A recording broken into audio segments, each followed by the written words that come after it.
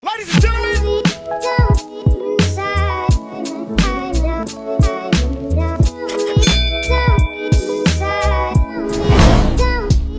my cousin. Hey, cousins. Hey, what's going on? Welcome back to A Lady and a Gent. Oh, I like that. I'm just feeling energetic I today. see. I'm feeling it.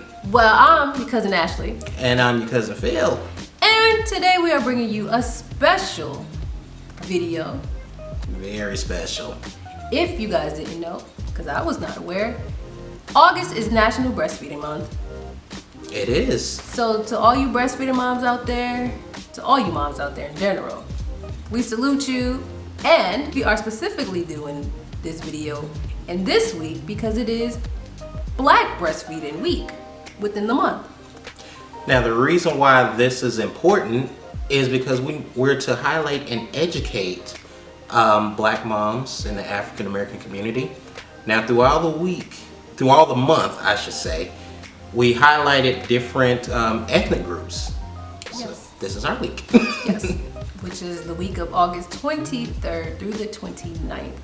As you will see in the video, we have our lactation specialist who will be answering and talking about just things that particularly affect breastfeeding within the African American community. So we hope you guys enjoy the video. We will also have any links to anything talked about, any organizations. We will also leave her link. So if you are a mom or you know a mom and you want some one-on-one sessions, she will gladly speak with you. So we will leave all the information, and we just hope you enjoy this video. And also, dads, it's important that you listen to this information because we can be a strong support as well. Dads and partners, because, you know, whatever's your situation, no judgment. But before we get into anything, we have to tell you who the cousin of the day is. Yes, and the cousin of the day is Amber B. Woohoo! Hey Amber, you know you are, girl. And Amber said, "This is a great video. Thank you, Phil, for speaking on this subject and sharing so much a personal story. Hashtag hey cousin." I appreciate you, Amber, and like I've said before, I always love sharing my personal story. If it can help someone, I will gladly do so. Yes. So we hope you enjoyed the presentation. Also, this will be in 2 parts. So stay tuned for part 2, because right now you're watching part 1. Here we go. So, cousins, as we mentioned earlier, this month is Breastfeeding Awareness Month, and this week in particular is a special week because it's Black Breastfeeding Awareness Month. And as I said earlier, I know an expert, because I'm not. Well, I only breastfed one child, so that's the only expert I am in. So welcome to one of your cousins. Please welcome Tiesha. Hi guys, how you guys doing? Hi, thanks for joining us. How are you? Thank you for having me. I'm doing well, thank you. Thank you That's so much. good. Have your kids started back school like ours? Well, I have a senior in high school this year, Oh, and she's actually going to school because I can't do that. But the 2 little ones are doing distance learning, and I used to be a teacher. So okay. I'm cool with that. Yeah. All right, nice. Well, That's awesome. please tell the cousins about yourself and your background. Okay, well, my name is Tiesha Martin-Holub, and currently I work as a certified lactation counselor for the Department of Public Health in Georgia. Oh. And what I do is help moms learn to breastfeed. So you stated you were a teacher, so what transitioned you into your role now? How did you go from teaching into being a lactation specialist? Well, I moved to Georgia from North Carolina, Okay. and I didn't have a job. That's one way to do it. I needed to find a job. So instinctively, I looked for teaching jobs. But it didn't feel right. Sometimes you outgrow things. Right. And I saw an ad for WIC peer counselor, and all they required was that you breastfed at least one baby for 6 months or more, and that you were excited about breastfeeding. I'm like, I talk to people about breastfeeding all the time. Perfect thing for me. And I went and applied. The process was very long, and I was one of the people chosen. Oh, that's awesome. And, yeah. And so how long have you been a consultant, a specialist in the lactation field? I've only been a licensed consultant for a little over a year.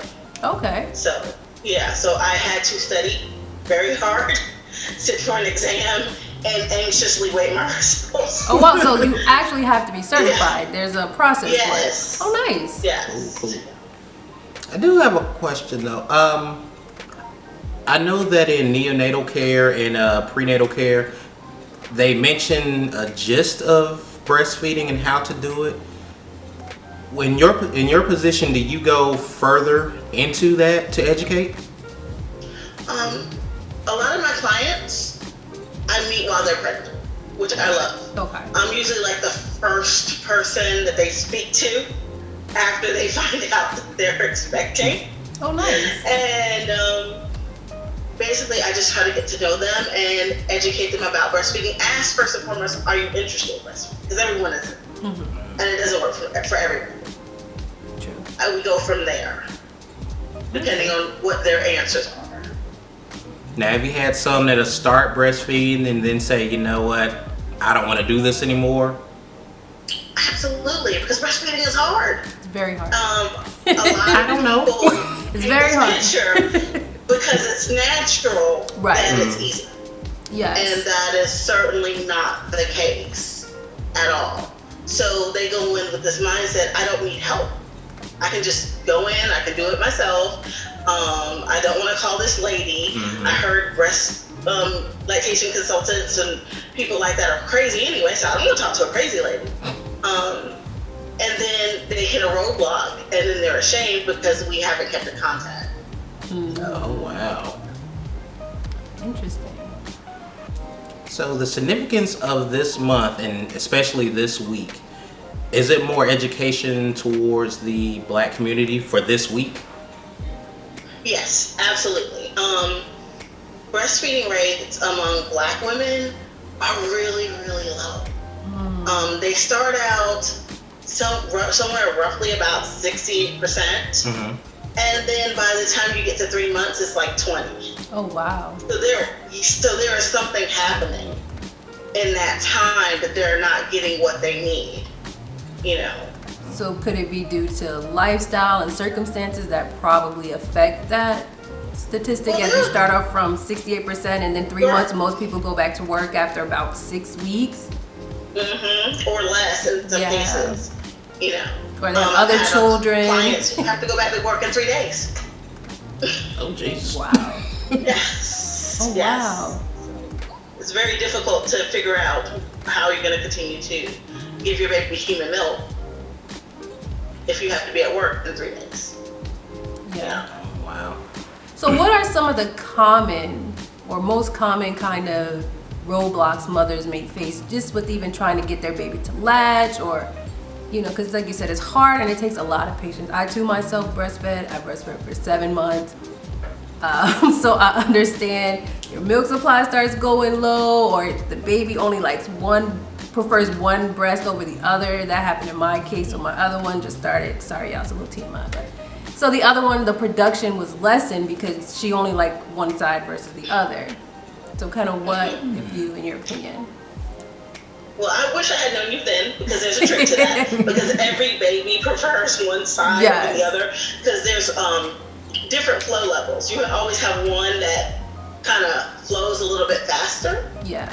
And one that's a little slower. So what you want to do in that case is you want to hand express or hand pump the side the baby doesn't prefer, so it's getting enough stimulation to keep your milk supply up on that side.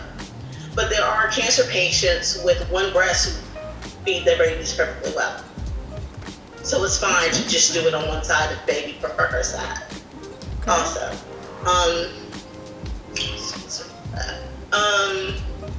Sorry, I had an email pop up. No worries. You're a working woman. Huh? I said you're a working woman. Yeah, always, always. There are 5 reasons that these 3 women, Kimberly, Khadija, and Anaya, started Black Breastfeeding Week. One was the high infant mortality rate among Black babies. The second thing was the high rates of diet-related issues in the Black community. The third one is a lack of people who look like them. You know, Yeah. you know, there are not a lot of women of color, especially Black women, in lactation. There really aren't. Okay. The fourth thing is cultural barriers, history with breastfeeding, and the final one is desert-like conditions in the Black community. So which one do you want to tackle first, or which one stands out more to you? Let's see. I could definitely understand the diet. I can see, as somebody who's worked in social work myself, who's been a caseworker and gone into people's homes, and I was just recently watching something the other day, even with these food deserts where there's lack of grocery stores in certain communities, or they're too far and not accessible to people to receive healthy, better choices or options, fresh vegetables, even fresher meat products. And so a lot of people, you know, they have Family Dollars or their convenience store that sell more high sodium foods, more processed food, more canned food. So the diet, if your diet is poor and now you're trying to breastfeed a child, Especially in certain communities of color where healthy food is not so easily accessible. You find more fast food restaurants versus, you know, you have to go about 10 to 15 minutes outside of where you live just for a Whole Foods. Or more. yeah. Exactly.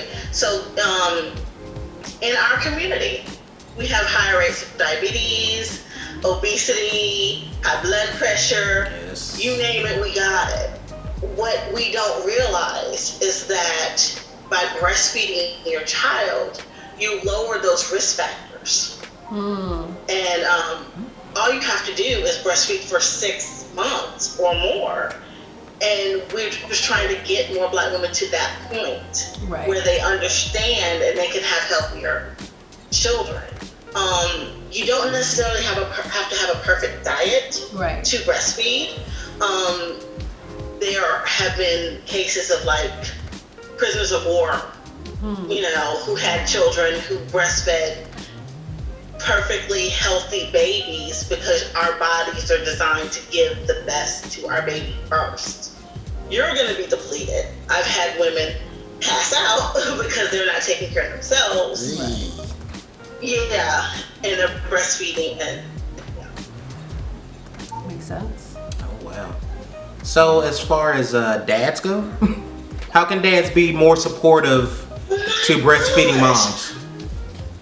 It's true, because a lot of them think, well, you're feeding the dads baby. can be supportive. Yeah. That's a great question. First and foremost, be involved. You know, That's key. if you can go to appointments, go, show up, make your presence known. Let them know that this woman is not in it alone. All right. Because, you know, the stereotype that is in our community, Yes. that, you know, Black fathers are invisible, which, you know, we know that's not true. But make your presence known. Come up with a birthing plan and stick to it. Ask the what ifs. What happens if you have to have an emergency C-section? Because that does affect breastfeeding. What do you want me to do in that case? And then stick to it. Be an encourager. Okay, so basically what I'm saying is that what you want to do is be that presence, show that support, say, okay, in case of this, what do I do? Make sure her voice is heard even if she can't speak. You know, take on those early days those first few weeks and say, okay, well, you're taking care of the feeding, so let me bathe the baby. Let me birth the baby. Let me change some diapers. Let me feed you. Right. Yes. You know, all of those things help and support. And there are organizations such as Reaching Our Brothers Everywhere that actually gives classes to men about breastfeeding. It's a wonderful organization. They even do baby showers that just men. Okay, where was this when? My child is very old now, so. Yeah. But you know, if you are interested in something like that, start your own support group locally. You know, if you see a need, fill that need in your own community. So is there any time frame you feel like is a good, like how long should you breastfeed for? Like should you at least give it a try for? I think anybody should give it a try. I don't care if you do 3 days, I'm celebrating that with you. If you do 2 weeks, I'm celebrating that with you.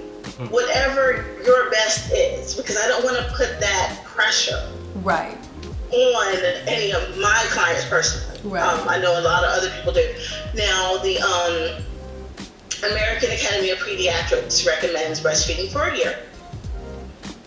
Like I said, if you want to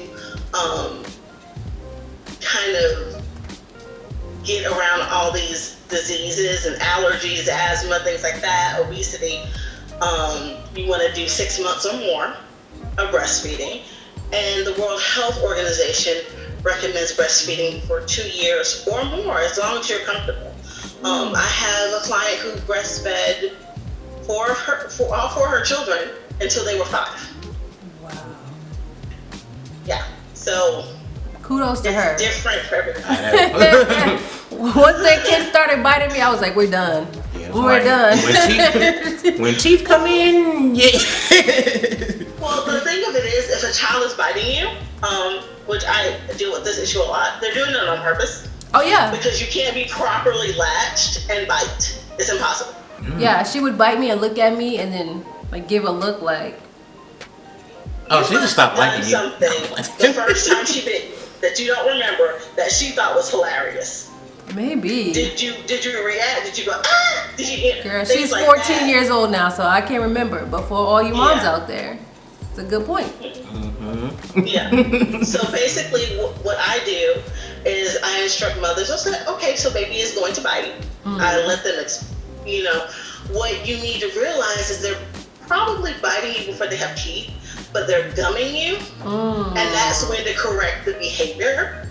Okay. You break the latch, break the suction. You tell the baby no. You stop the feed, and you wait. They will be upset. They will be okay. And once you calm the baby down, you relatch. And if they do it again, you keep doing that. You keep breaking the suction, no, and stop the feed. Eventually, they'll get the message. Right. Like, oh, my food is taken away when I do this, so I better not. That's a very good point. That makes sense. Because I was like, yeah, and she did it, and I was like, and I would stop because my midwife told me that. She said my child did that to me. They would bite, and I would stop. But she kept doing it, and I was like, you know what? You eating table food now, so we're good. Oh my goodness. But one thing I definitely wanted to talk about was, Miss Ashley, you understand that, the diversity in the medical field and the distrust that our community has. Yes. Because basically, I was listening to a podcast that I really, really like, and they had another nurse on for Black Breastfeeding Week, and she was saying how 11 years ago when she started her nursing program, in her medical book, and this is a medical book, it said that Black people have a higher pain tolerance. Yeah, that's the theory. Than other people. And so this is still being taught. we know this isn't true, but this is still being taught. So when you go to these medical professionals and you're saying, oh, when my baby latches, it hurts and they don't look like you, or there's something going on with my breast and they're used to breasts that look like this and not breasts that look like this, and they don't understand that they're looking for redness and this and that might not show up on the breast list. You know, so we need more doctors who are Black. We need more CLCs, IBCLCs, medical professionals who are Black, who understand how things present differently in our bodies. Correct. And take your concerns serious, because a lot of them don't, or like you said, because they have this preconceived notion that we're more susceptible and we can handle more pain. That's just some people when natural. Some people might have a higher pain tolerance than other people. That's not dependent upon race or ethnicity. That's just the individual person. Exactly. I mean, I think I have a pretty high pain tolerance. I do not. I do. I do myself, but other people don't. I think so. If it's not too much sharing here, there is a relationship here. Cousin Phil is actually my brother-in-law. And I've known him for a good while, and he, because of situations at the time, was present for the birth of my last child and held my hand. And I had natural childbirth, and he was a trooper. I did not break his hand. I'm gonna verify it. It's still workable, y'all.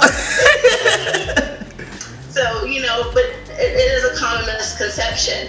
And then there's also the trauma associated with breastfeeding in Black women that people do not want to acknowledge. I've had younger women who are maybe in their late teens, early 20s come in with their grandmothers who are in their 60s, 70s, and sometimes even 80s, who tell me they're not comfortable with breastfeeding because a lot of them were forced to nurse white children as maids. And this, you know, we know about the slavery trauma of it, but a lot of people do not realize this went on through the Jim Crow era. So we're talking women in the 1960s who were hired as maids simply because they were nursing their own child at the same time. You know, and you can nurse mine too, but not on the same breast. I read a lot about that. I was not too pleased when I read that. Yeah, well, I've heard the stories firsthand. So it's like when you have someone sitting in front of you and they're telling you about this trauma, and they don't want, you know, that experience to affect their granddaughter. The first thing I do is acknowledge that, okay, your feelings are valid. I'm sorry that happened, but let your granddaughter's experience be her experience. Right. You know? And not yours. Because she's not going to be forced. Right. To do what you had to do. Yes, it was bad. Yes, that's disgusting, but let's try to heal and move on and move forward. That's a good point.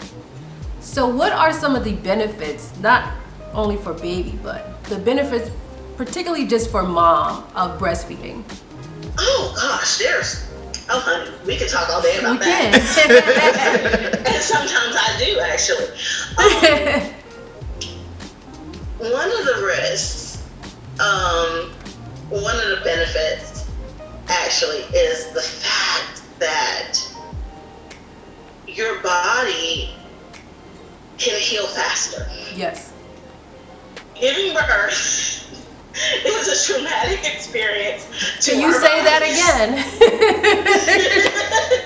I still have the broken bones, so the baby, be it you know, a typical vaginal delivery, or you have to have emergency C-section or a scheduled C-section. It is a trauma to your body. It is. But when you breastfeed, it helps heal. It helps you heal your body faster. It also lowers your risk of osteoporosis. It also lowers your risk of diabetes in the future. It lowers your risk of certain types of cancer. The top ones are breast cancer, ovarian cancer, and cervical cancer. You know, and again, those benefits only happen when you breastfeed for 6 months or more. Well, I'm glad I did my 7. Yes. So, I mean, you know, my breastfeeding journey started, oh God, I'm aging myself, and that's okay, but almost 21 years ago. Wow. And and I breastfed that child for a little over 2.5 years. Oh, wow. So, yes. Yeah. So, trust me, it's a wonderful experience. And I just want to tell women, breastfeeding isn't always feeding directly from the breast, because some people have sexual traumas. And it makes it very difficult to nurse directly. So there are moms who exclusively pump, and as long as your baby is getting human milk, that is considered breastfeeding. And I think that's very important for women to know that. That's a good point. And also, It's a great point.